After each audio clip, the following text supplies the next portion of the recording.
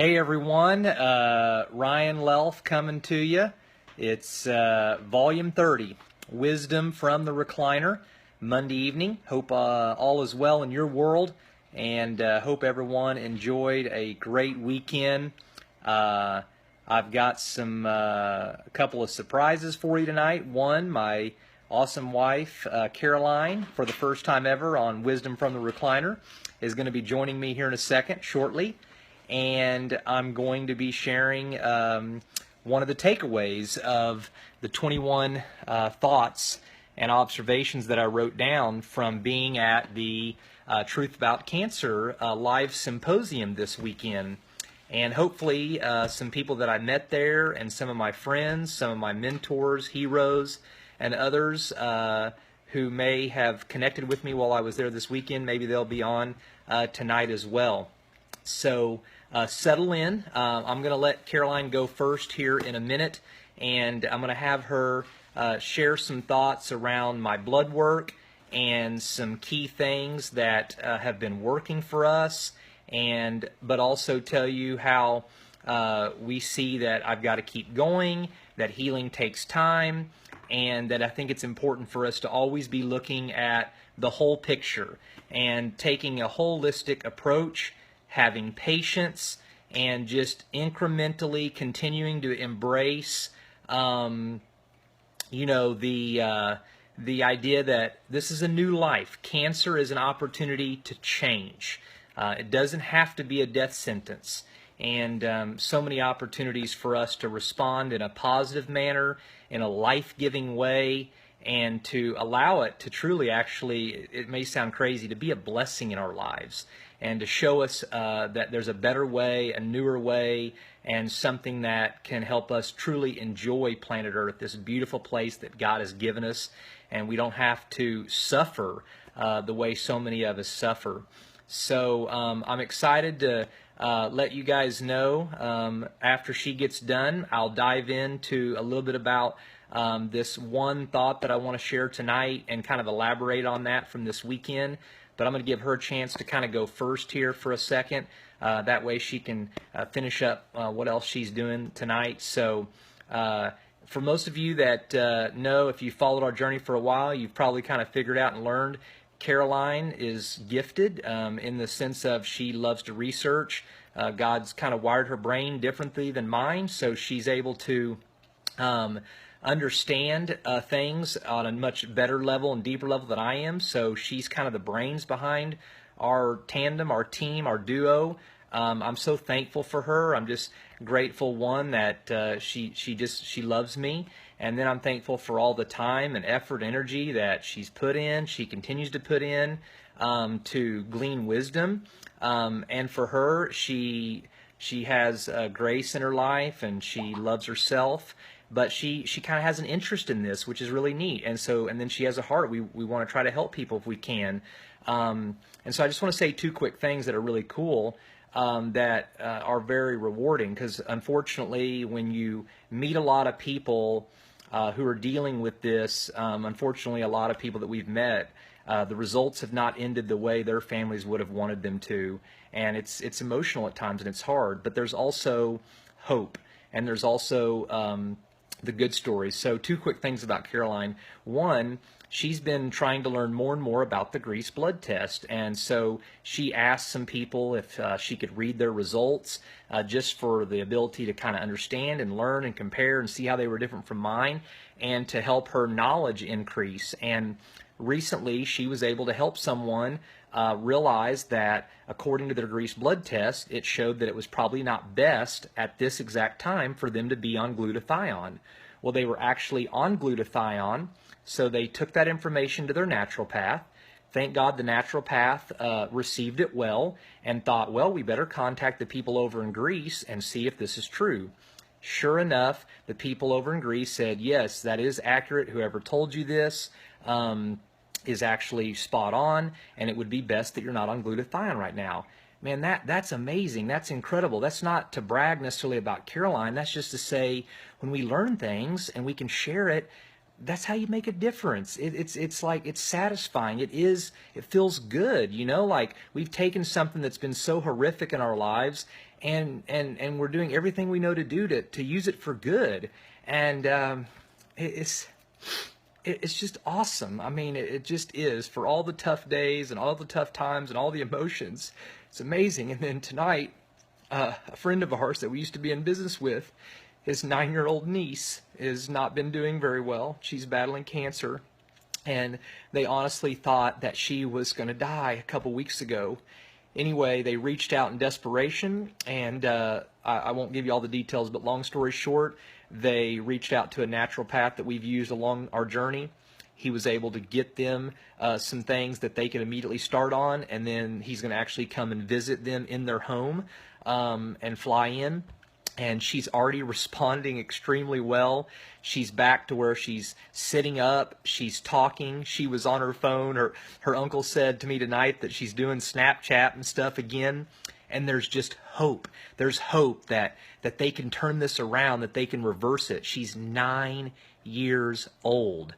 And we don't deserve all the credit, but they just felt like, he just thought, oh my God, I need to call Ryan Lelf. And I said, well, you actually need to talk to Caroline Lelf.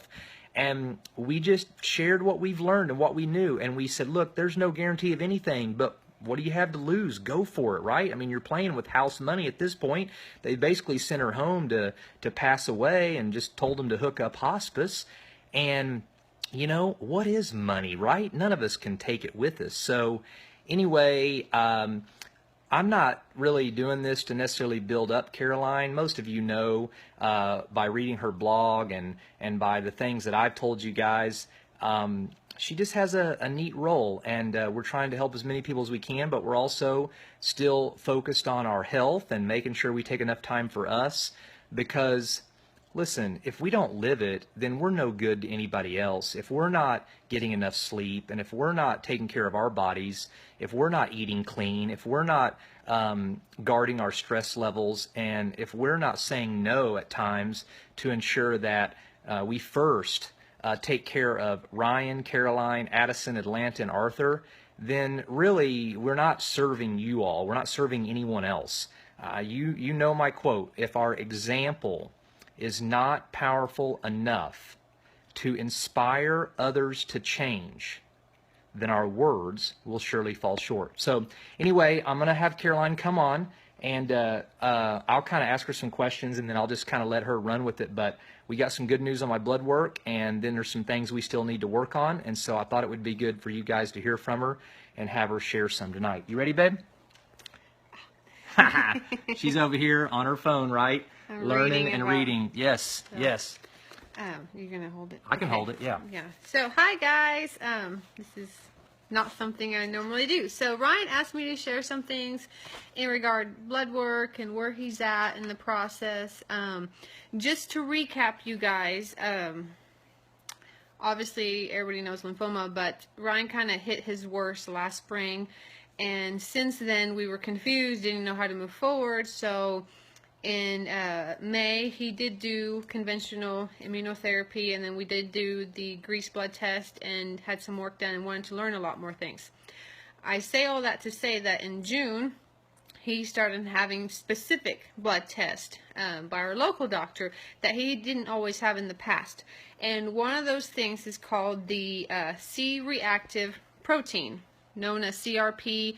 A lot of people may know it because it's used for like lupus or rheumatoid arthritis. It's basically the inflammation. It tests inflammation.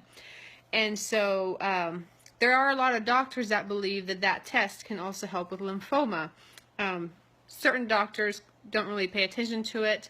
Our oncologist never did because he never ordered it. But our other doctor said, no, we need to keep track on that. Well, when I did research, I realized how CRP testing in the lab, because it's just part of a blood test, it's not a big deal.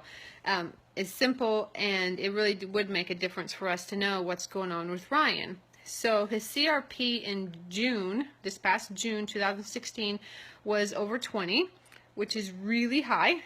Normal is 1. Some people have it under 3, which is okay, but normal is 1.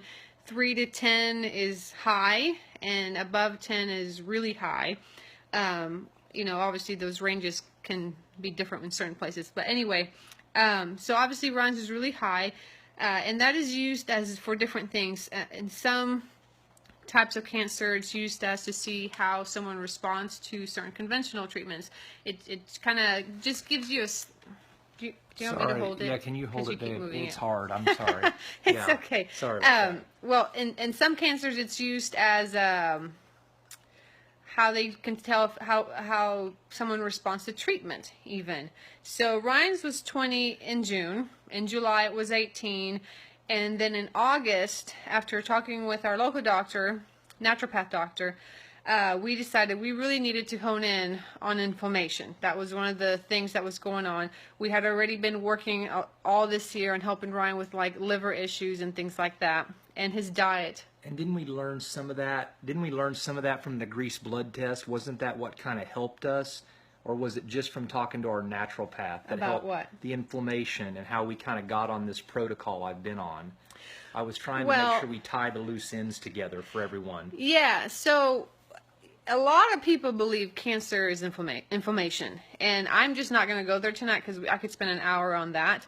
But cancer has a lot to do with inflammation, and then a lot of people believe that. Not everyone, but it's obviously.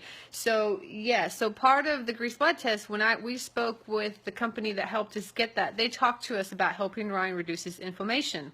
So in August, Ryan had really honed in on diet, obviously high fruit, plant-based diet.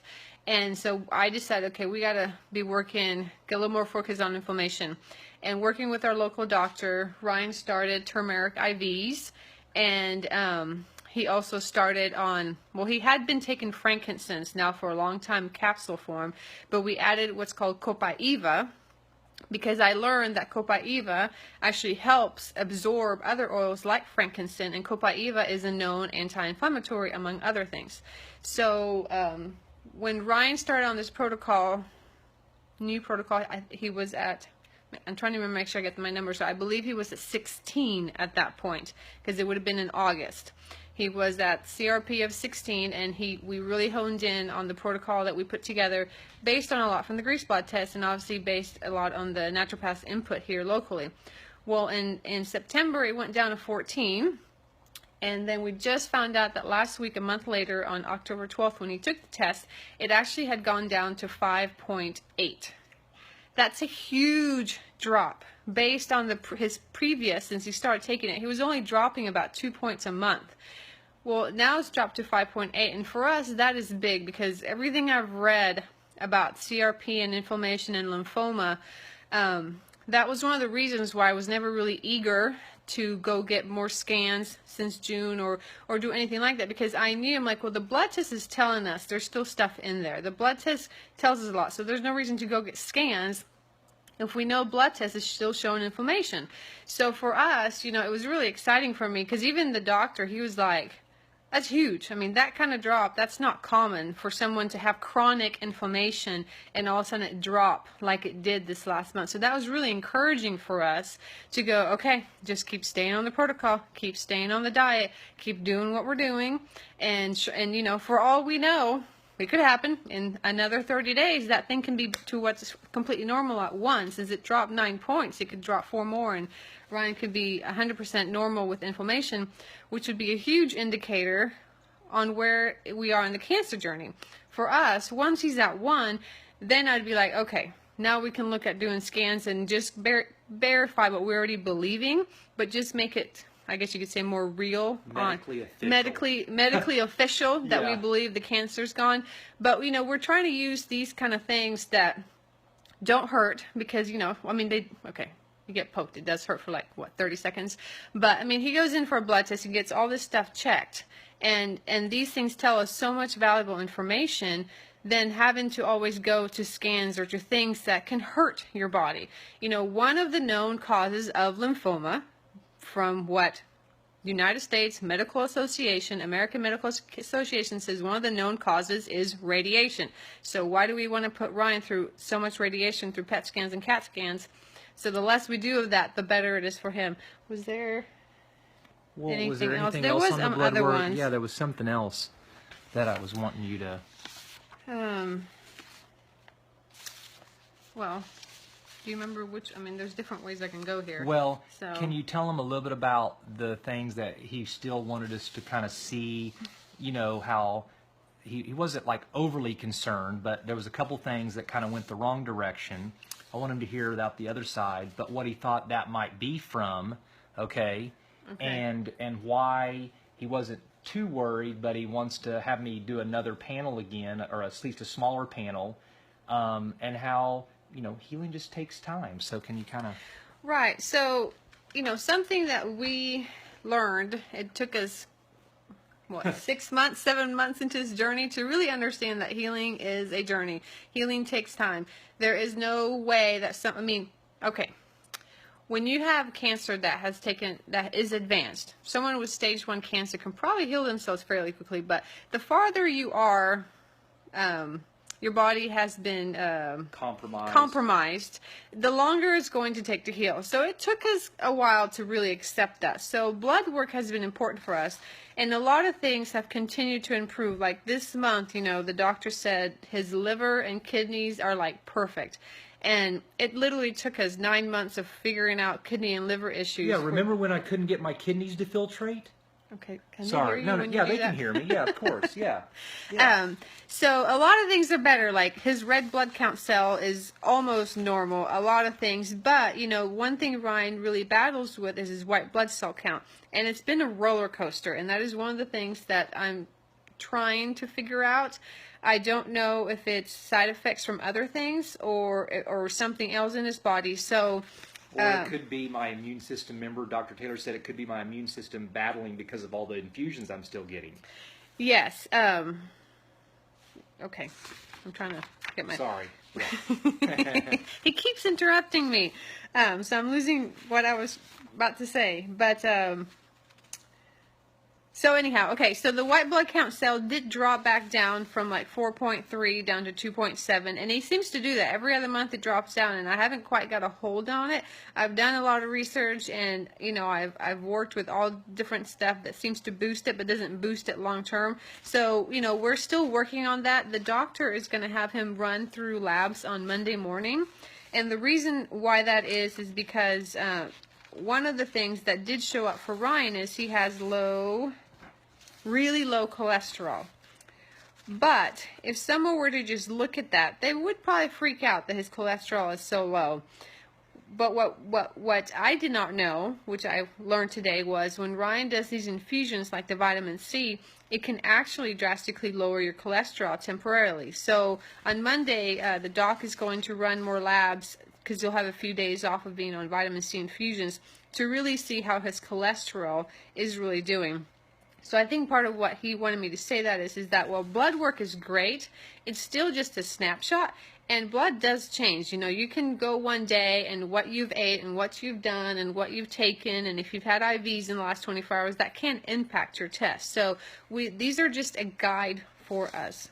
Was there anything else that you were... No, I think that's... Stay right here for a second. I think that's important, Caroline, is you were obviously talking about how the blood work is such a great guide for us and helped me avoid some scans, but at the same time, by having this naturopath doctor that we trust that's been super helpful for us, we could realize that just because something might be low this one time, we don't panic, and in this case, we're actually going to have me run it again when I've had a few days off of the infusions to see if maybe it's just part of my immune system and part of the way my body's reacting to having to still heal and take in all this good stuff like vitamin C and turmeric and wormwood and alpha lipoic acid and all that. So it's kind of a combination of both, and I think it's a reminder, as the owner of Chipsa Hospital always tells us, to stay back and look at this from like a 10,000-foot view, to stay level-headed, to stay calm, and to not overly panic or anything. Caroline, do you want to look and see if people are asking any questions maybe Sure. that we might be able to answer while you're still here? Shoot. I can even look right here Okay. and scroll through. Let's see. So, Oh gosh, there's a lot. And there's a lot of people on here. Nice to see you all. Yes. Hello to everyone. And I'm so sorry, Jennifer Howard, that I didn't meet you either. Too bad. That I would have loved to have met you. Let's see I'm here. going to answer these. Yeah. Go. Well, what's the Okay. question? Well, I'm going to tell the Okay. question. Yeah. Okay, so I'll answer just a couple questions before I head out. Rick, you said your doctor told you had the mutated MTHFR gene. Ryan does as well. I would highly suggest you research everything about the MTHFR gene because there are links of a higher probability of developing cancer if you don't do certain things about that. He already has cancer. Oh, Yeah, okay. I know him. He's a friend of mine. Okay, I did not he might realize need that. to talk to Tara Mann, though. Remember what she was telling about that guy? Okay. So anyhow, yes, definitely look into the MTHFR mutation. I think last I read, I think 40 to 50% of people have that mutation, and it's not a whole. It's something you want to be aware of and know what to do differently. On the Frankincense and Copaiba, what? I got it. Okay. Ryan right now takes 6 drops of frankincense and 3 drops of copaiba or so 3 times a day. At the same time, he takes his turmeric. So turmeric is a huge anti-inflammatory. I take turmeric every single day for just preventative measures, just because it's that good for you. So he takes turmeric, the frankincense, and copaiba at the same time with no food.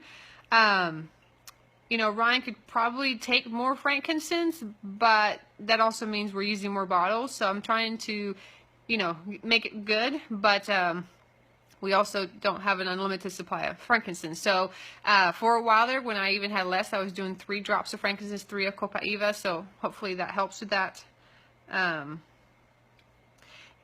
Every single night we diffuse frankincense and thieves in the diffuser that sits next to his bed.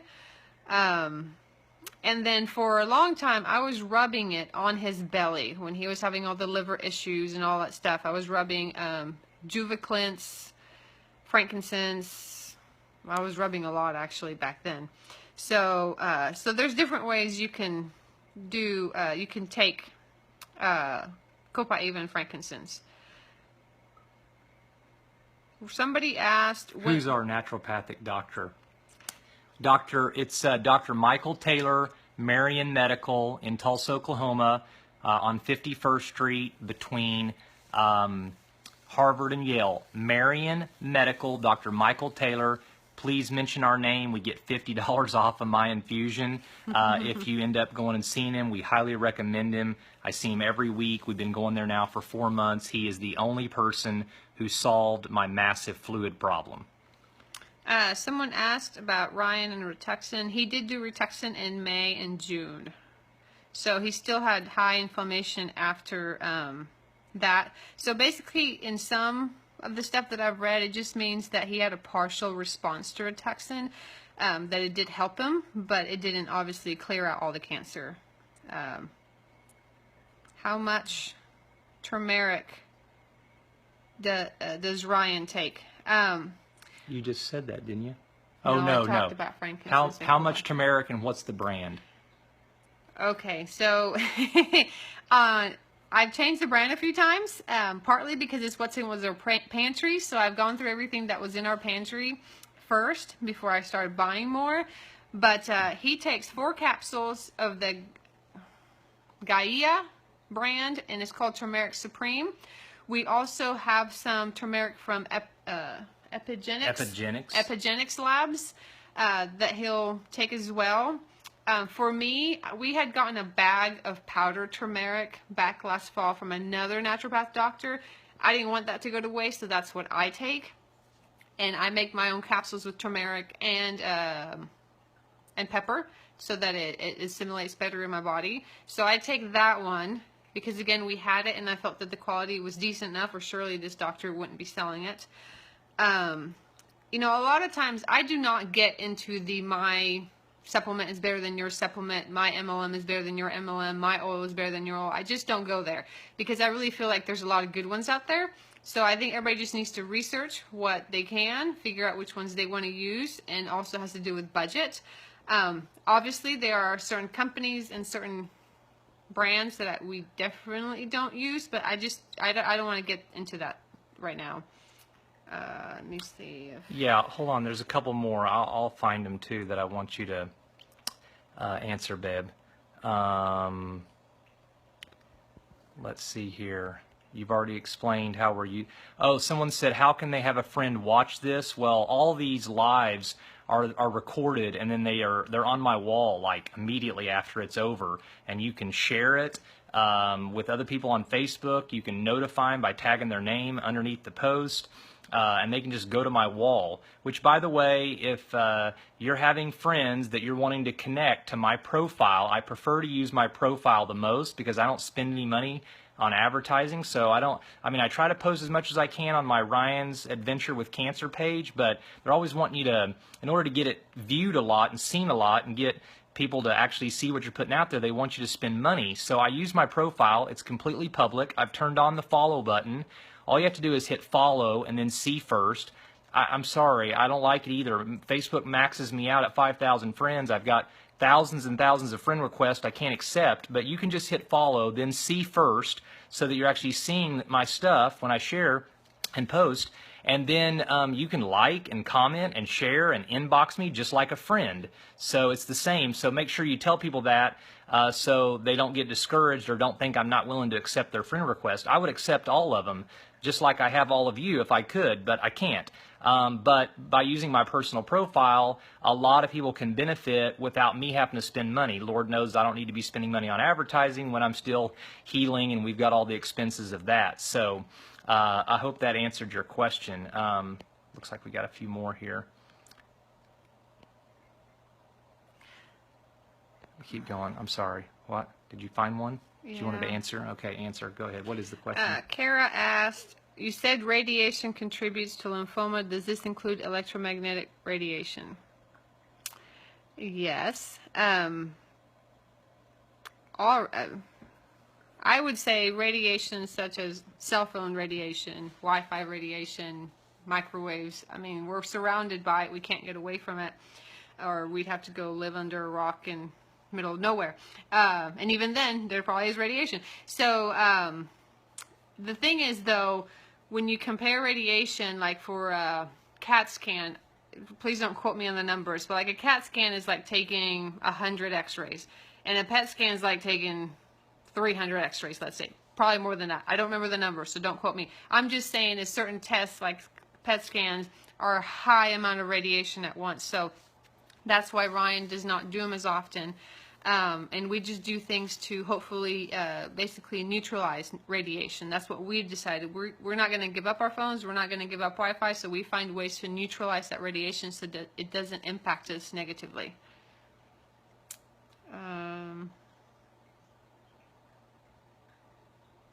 I think that's... Someone asked, can you take turmeric without pepper? What pepper, yes, of course. What pepper does is just that it helps your body absorb more of it. Something in the pepper helps your body assimilate it better and therefore use the benefits of turmeric. So obviously you can put turmeric spices in your foods and stuff and you may not use pepper. You would still benefit. It's just black pepper just helps you benefit even more. That's what I was trying to say. Okay. Caroline, real quick before you jump off, two last things, and then I'll wrap it up. And one, babe, would you be willing later to go down into the post and maybe answer a few of the questions by putting some links and leading some of the people on here to some stuff? Yeah. They can hear it, but they may want to know then, what we use or where you found it, okay? So that would be awesome. But can you just talk about, real quick, about how you have made some changes in your own lifestyle along with me and kind of what you eat now and kind of what you follow and what you're kind of doing from a preventative standpoint? For me? Yeah, and kind of how you feel and what you think, like the importance of the spouse doing that too. Because I always talk about that, but I'd love for them to hear from you real quick, if you don't mind. Well, it's a hard question to answer because it's not like I eat the same thing every day, but I will kind of give you an overview. What I've learned is that prevention is way easier than going through cancer and healing from cancer, because I've seen that firsthand. So I don't want to get cancer. I know the stats. There's not good. We are exposed in so many ways. So I figure, what can I change for me? What can I control? And that one of the main things is what I put into my body. So for me, I'll just give you kind of just a quick general. Every morning I wake up, I drink a glass of water. Then pretty much 10, 15 minutes later, I drink like 20 ounces of water with lemon oil in it. And then after that, because I'm usually on the run with 3 kids trying to get them all to school and everything else, I make myself a smoothie. Organic frozen berries usually. And it always has herbs. And again, I don't get into the different MLMs right now. I have Zeal, and I use the wolf berries from Young Living. So I have 2 different MLMs. I thought it was from Sunrider. No. No, I'm sorry. Not my morning smoothie. I'm sorry. Okay, my bad. So I have it, so I use it, and it tastes yummy, and it gives me a boost of energy and a bunch of vitamins. So I generally drink a smoothie, and then I generally eat fruit during the morning. I really do. I generally just eat fruit, bananas, apples, grapes, whatever. We buy a lot of fruit based on what's on sale and what we can get. It's not always on sale, but if it's on sale, that's what we tend to eat more of, because it's cheaper that way. So I tend to eat a lot of fruit in the mornings, and then by noon, if I worked out that day, I'm pretty hungry. That morning, then I'm pretty hungry, and I'm going to have more solid foods, like hummus, guacamole. I like to make myself a hummus guacamole sandwich a lot with tomatoes and onions and peppers and sprouts. I love sprouts, you know, those kind of stuff. If I didn't work out that morning, right now I'm training for a 15K in 2 weeks, so which is more than I normally do. So I'm usually pretty hungry on those days when I'm running extra. But on the days that I don't work out, then I usually just keep eating fruit and have a second smoothie. And my second smoothie, which I always usually have a second smoothie, it just might mean I might have more of a solid lunch on my workout days and a smoothie later in the afternoon. If I didn't work out, then I'll have a smoothie for lunch. And that smoothie is more of a greener smoothie, so it'll have, right now I have Dr. Morse herbs. It's a superfood powder herb, so I put that in my smoothie, and I put hemp seeds or chia seeds, and then I rotate between chlorella, moringa, and Spirulina. Spirulina, thank you. I rotate those 3. And, you know, I have to say one thing. The first time I made those smoothies with the herbs and the spirulina and all that, it was disgusting. It did not taste good, so I had to work up. You know, before I was using very little, and now I can put a full teaspoon of one of the green powders, the moringa, the spirulina, or the chlorella, and I can put a full tablespoon of Dr. Morse superfood herbs. So work up to it. You know, people are like, well, it's disgusting. Well, yeah, it's like an acquired taste. It really is. And I like to put a lot of strawberries, so it makes it taste better. So that's my usual day, is I'm smoothies and fruits. And then by late afternoon, I'm eating things like I'm a big fan of guacamole and hummus and those dip type stuff. I don't know, it's just something Salads. And so for dinner a lot, I have salads, or I have some raw foods from, like, here in Tulsa, it's Pure Food and Juice. I love their food. I'm trying to think. Is that probably... Yeah, I think you pretty much answered it, you know. And that's when I'm home. When I'm out and about, you know, like tonight, on Monday nights, every Monday night, we go over to my grandma's house so that she can see the great-grandkids. And I usually run on Monday nights. So they, you know, she wants to have food. So I had a vegetable fried rice. So I stayed vegan, but it was obviously cooked food. And, you know, other nights when I'm not home, I do tend to eat more cooked foods, and I'm fine with that because I've ate really good most of the time during the day. But I still tend to stay closer to those vegetables and what's better for you.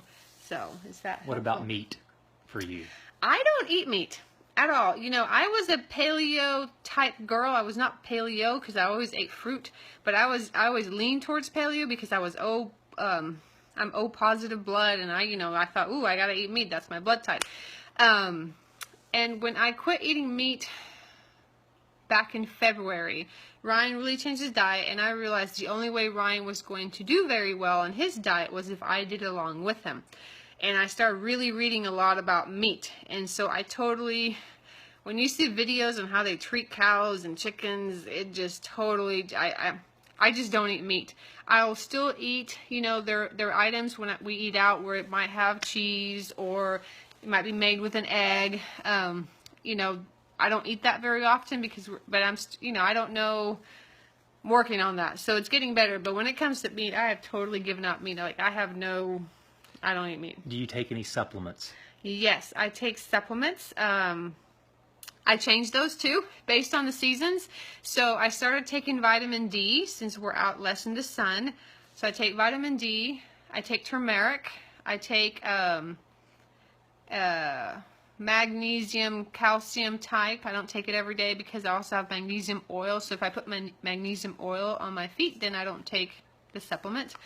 And I started now because obviously we're surrounded with people that are getting ill because of the winter and fall. So I take an immune support. Right now I'm taking the RM10 Ultra, which actually Ryan takes because it shows that some of the, Ryan takes that as well because it's got agaricus mushroom, which is a known cancer killer for Ryan. So I take RM10 Ultra by Garden of Life because I really feel like it's great stuff.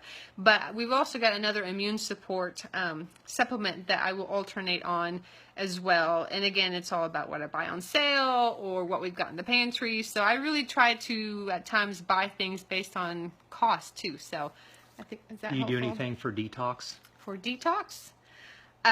Yes, I get in our infrared sauna once or twice a week, and I drink Cali tea from Sunrider. I joke to Ryan, I have helped Ryan do probably a couple hundred enemas, but I don't want to do an enema. So I tell Ryan, I said, if I drink Cali tea, I'm telling you that's like doing an enema. So I don't do enemas, but Cali tea it's known as a pooler. So it helps pull things out, everybody, and you know, out. So that's a detoxer for me. Is there anything else? What about water? What do we do for clean water? Do we drink pH water? Do we have what do we have? You know better than I do. So one thing, you know, I'd love to do so much more stuff, but there's, as I keep saying, you know, there's budgets and there's things. So one thing that I really figured out was water was really important for us.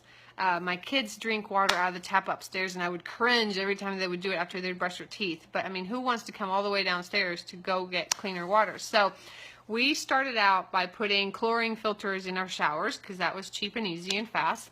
And then a friend of mine was like, hey, we should really do under-counter system that filters out the fluoride and it filters out all the other chemicals and bad stuff. So she helped me, and it was fairly cost effective, so that was an easy thing to do, and we had it installed under our sink so that we could get cleaner water. And then it took me about 5 or 6 months talking to a guy named Terry, and eventually we did put a system in the house to clean our water. That was really important to me. Of all the things that there's a lot that I would love to do, but that really became, after so much research and realizing how important clean water is for breathing, for drinking, for cooking, for bathing, for brushing teeth, for even watering your plants, and if you grow produce, how important clean water is. Because if you're putting fluoride and all these chemicals and this chlorine in your organic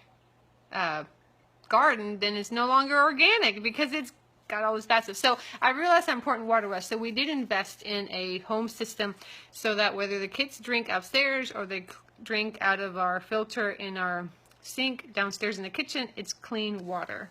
Is that what you were asking yeah, about? that's perfect. Okay, last one, I promise, and I'll let you go, okay? I know you can direct people and tell them to scroll down my wall a little bit, and I can even, you know, post the link to it here, because you just recently answered a question about what we're doing with our kids.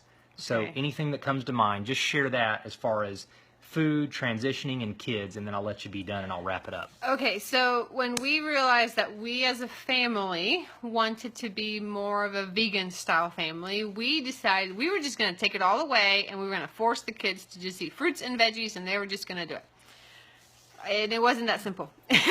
And it was not easy. So over time I realized that it was more important that they would increase their fruits and veggies, because then over time, the more they eat of the fruits and veggies, the less they would eat of the other things that aren't as favorable for our bodies.